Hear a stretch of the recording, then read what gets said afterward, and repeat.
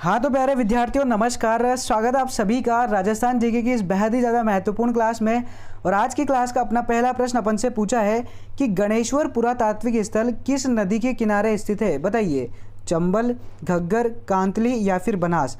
तो देखिए, गणेश्वर पुरातात्विक स्थल जो है ये स्थित है अपने कांतली नदी के किनारे। बिल्कुल, ऑप्शन सी जो है ये अपना सही उत्तर है। और जो कांतली नदी है ये आपके सीकर में प्रवाहित होती है। ठीक है, तो गणेश्वर पुरातात्विक स्थल का संबंध सीकर में कांतली नदी से है।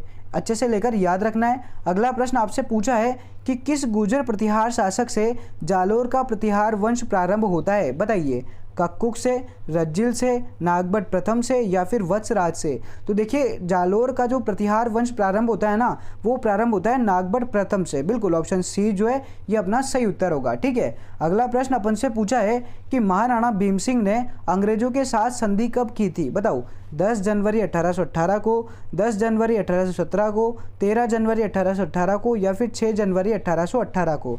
तो देखिए, महाराणा भीम सिंह जो है उन्होंने अंग्रेजों के साथ संधि करी थी 13 जनवरी 1818 को। कब करी थी? 13 जनवरी 1818। बिल्कुल, ऑप्शन सी जो है ये अपना सही उत्तर है।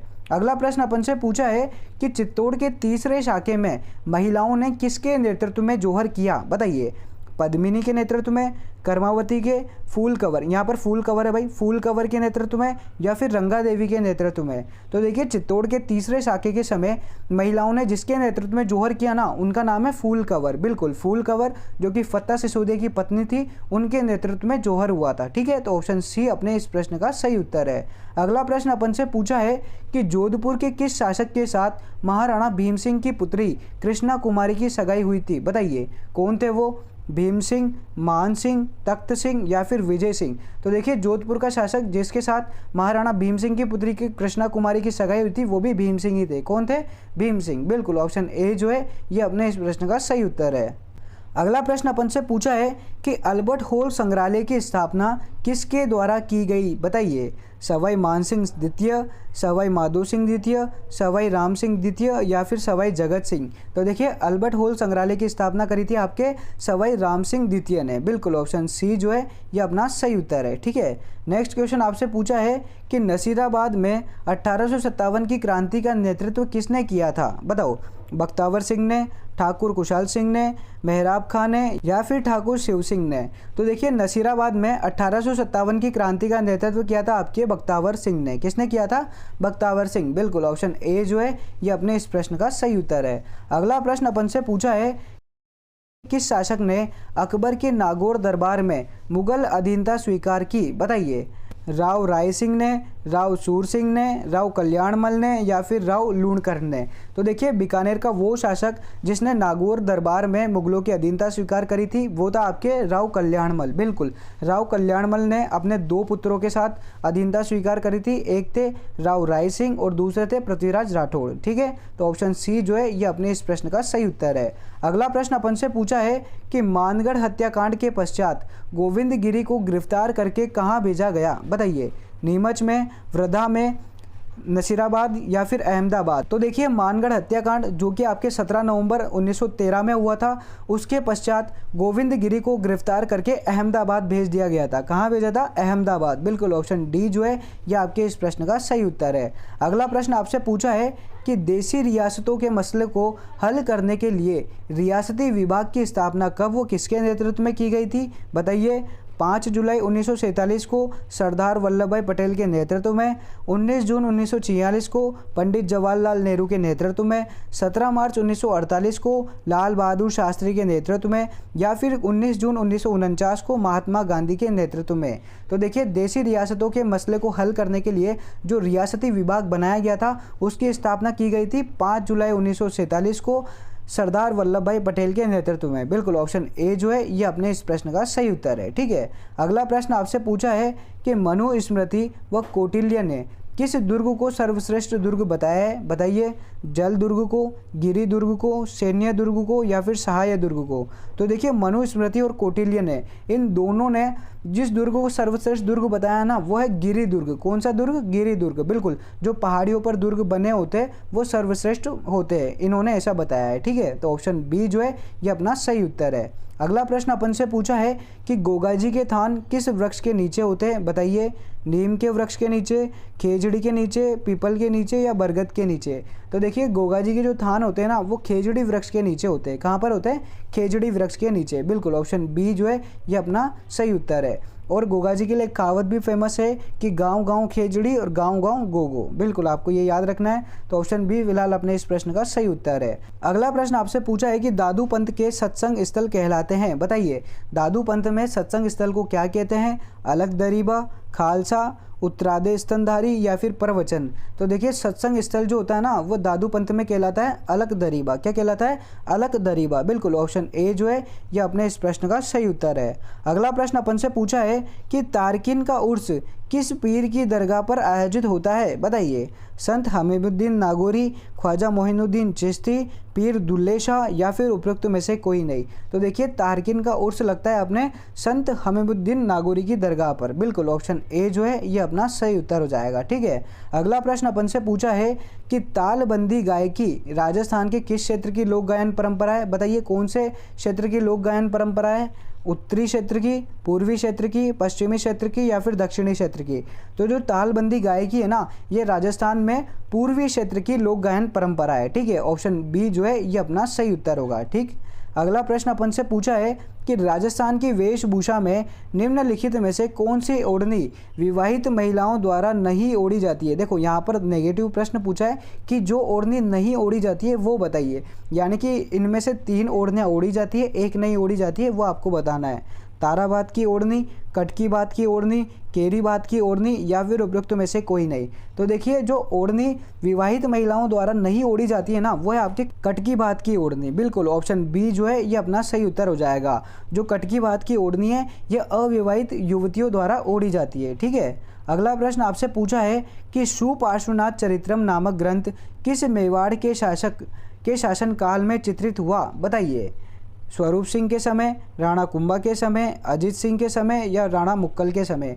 तो देखिए, सुपार्श्वनाथ चरित्रम जिन्हें जैनाचार्य हीरानंद ने चित्रित किया था ये मेवाड़ के महाराणा मुक्कल के काल में चित्रित हुआ था। किसके काल में? मुक्कल के काल में। बिल्कुल, ऑप्शन डी जो है ये अपने इस प्रश्न का सही उत्तर होगा। ठीक, अगला प्रश्न अपन से पूछा है कि सागड़ी प्रथा है? बताइए, सागड़ी प्रथा क्या है?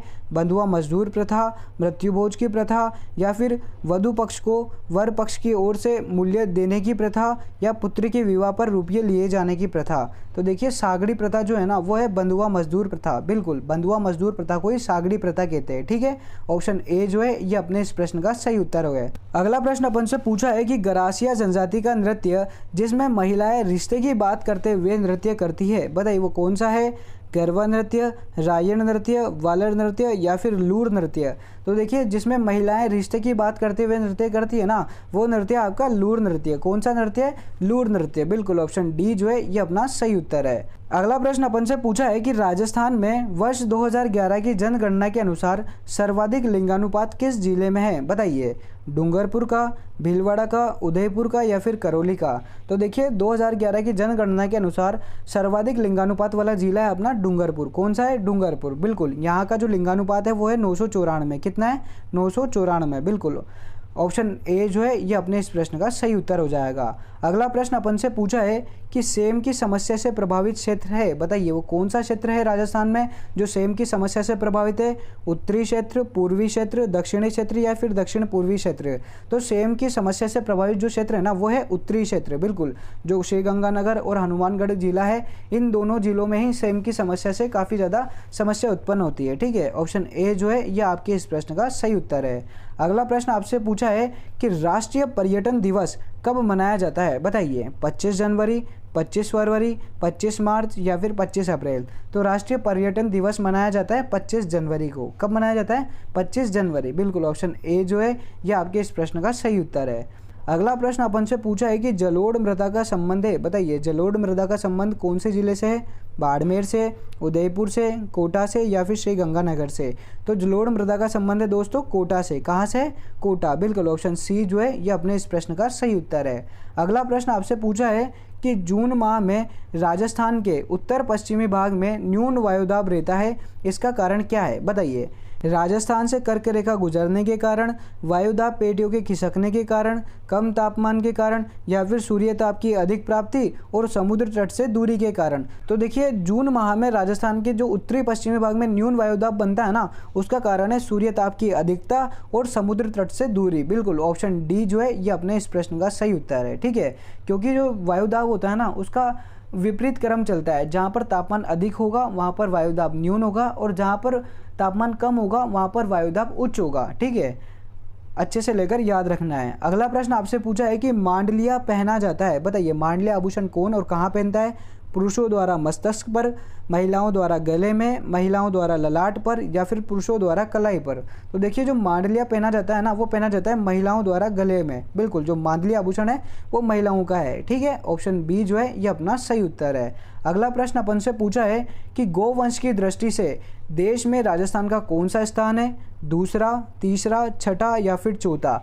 तो देखिए गोवंश की दृष्टि से देश में राजस्थान का स्थान है छठा। कौन सा है, छठा। बिल्कुल ऑप्शन सी जो है ये अपना सही उत्तर है। अगला प्रश्न अपन से पूछा है कि राजस्थान में सर्वाधिक चमड़ा उत्पादन कहाँ होता है बताइए। जयपुर में, जालोर में, कोटा में या फिर नागौर में। तो चमड़ा उत्पादन की बात अगर करें ना तो राजस्थान में सर्वाधिक चमड़ा का उत्पादन होता है अपने जालोर में। कहाँ होता है, जालोर। बिल्कुल ऑप्शन बी जो है ये अपना सही उत्तर है। ठीक है, अगला प्रश्न अपन से पूछा है कि राजस्थान के किस शहर में स्वामी केशवानंद कृषि विश्वविद्यालय स्थित है बताइए। स्वामी केशवानंद कृषि विश्वविद्यालय कहाँ स्थित है, उदयपुर में, जयपुर में, बीकानेर में या फिर टोंक में। तो देखिए स्वामी केशवानंद कृषि विश्वविद्यालय स्थित है आपके बीकानेर में। बहुत ही आसान सा प्रश्न है और एकदम फैक्ट है, ये सब आपको याद होने चाहिए। ठीक है, तो ऑप्शन सी जो है ये आपके इस प्रश्न का सही उत्तर हो जाएगा। अगला प्रश्न दोस्तों आपसे पूछा है कि धौलपुर पावर प्रोजेक्ट आधारित है बताइए। धौलपुर पावर प्रोजेक्ट किस पर आधारित है, लिग्नाइट पर, गैस पर, नेफ्ता पर, यहाँ पर नेफ्ता है भाई, नेफ्ता पर या फिर डीजल पर। तो देखिए धौलपुर पावर प्रोजेक्ट जो है ना ये आधारित है आपके गैस पर। गैस आधारित एक प्रोजेक्ट है। बिल्कुल ऑप्शन बी जो है ये आपके इस प्रश्न का सही उत्तर है। अगला प्रश्न आपसे पूछा है कि राज्य की कार्यपालिका शक्ति किस में निहित होती है बताइए। मुख्यमंत्री में, राज्यपाल में, मुख्य सचिव में या फिर उच्च न्यायालय के मुख्य न्यायाधीश में। तो जो कार्यपालिका शक्ति है ना ये निहित होती है आपके राज्यपाल में। हाँ बिल्कुल दोस्तों, राज्यपाल ही राज्य में सर्वे सर्वा होता है। ठीक है, तो ऑप्शन बी जो है ये आपके इस प्रश्न का सही उत्तर है। अगला प्रश्न आपसे पूछा है कि निम्नलिखित में से मंत्रिमंडल सचिवालय का राजनीतिक प्रमुख कौन होता है बताइए। जो राजनीतिक प्रमुख है मंत्रिमंडल सचिवालय का वो कौन है, मुख्य सचिव, मुख्यमंत्री, राज्यपाल या फिर उपयुक्त में से कोई नहीं। तो देखिए जो मंत्रिमंडल सचिवालय है इसका राजनीतिक प्रमुख होता है अपना मुख्यमंत्री। कौन होता है, मुख्यमंत्री। बिल्कुल ऑप्शन बी जो है ये अपने इस प्रश्न का सही उत्तर है। अगला प्रश्न आपसे पूछा है कि राज्य विधानमंडल का उच्च सदन है बताइए। निम्न में से कौन सा उच्च सदन है, विधानसभा, विधान परिषद, ए बी दोनों या फिर उपयुक्त में से कोई नहीं। तो देखिए राज्य विधानमंडल का उच्च सदन है अपना विधान परिषद। कौन सा है, विधान परिषद। बिल्कुल ऑप्शन बी जो है ये आपके इस प्रश्न का सही उत्तर हो जाएगा। अगला प्रश्न आपसे पूछा है कि उच्च न्यायालय के न्यायाधीश की नियुक्ति का प्रावधान है बताइए। कौन से अनुच्छेद में उच्च न्यायालय के न्यायाधीश की नियुक्ति का प्रावधान है, अनुच्छेद 217, अनुच्छेद 218, अनुच्छेद 216 या फिर अनुच्छेद 233। तो उच्च न्यायालय के न्यायाधीश की नियुक्ति का प्रावधान है दोस्तों अनुच्छेद 217 में। बिल्कुल ऑप्शन ए जो है ये आपके इस प्रश्न का सही उत्तर हो जाएगा। ठीक है, और दोस्तों ये थे आज की क्लास के बहुत ही ज़्यादा महत्वपूर्ण प्रश्न। आशा करता हूँ कि ये आपकी तैयारी में बेहद मददगार साबित होंगे। तो मिलते हैं अपन अगली क्लास में, तब तक आप चैनल को सब्सक्राइब कर लो, क्लास को आपके दोस्तों तक शेयर कर दो। मिलते हैं अपन अगली क्लास में, तब तक के लिए जय हिंद, जय भारत, धन्यवाद और आपके एग्ज़ाम के लिए बेस्ट ऑफ लक।